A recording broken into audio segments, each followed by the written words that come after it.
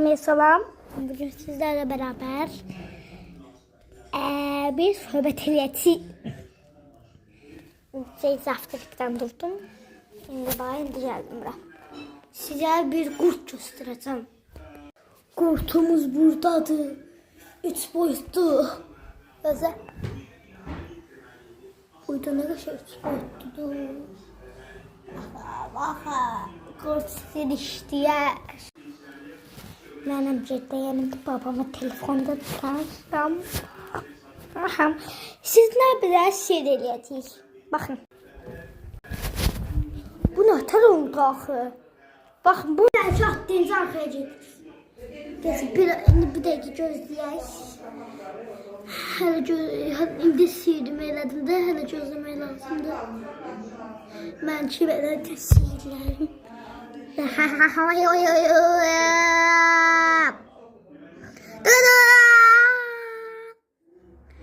Balubi, balet. Az qalıb. Az qalıb gözləyin. Az qalıb. Biraz da gözləyək. Son. 3, 2, 1. Yalamadı. Oldu da. Gözü indi başka bir şey eləyəcəm. Gözü indi şirin. Bu bizim kvartalımız. Gəlmirəm çox da. Evimizdə nənəmgilin evi. Gözə göstərəm. Burası balaca otaq. Ay sağ ol. Bak, qrafata çıxmayam. Söylüyorum var.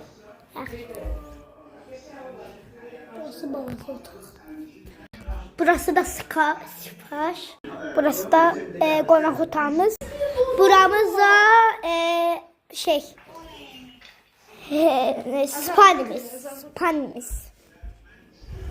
2 de aynamız. Bir tane de bu elim. İnandı sende Ronaldo sıkılıyor. Sevirəm sizi. Burada balkonumuz. Burada evimizin kapısı. Çatlayıb.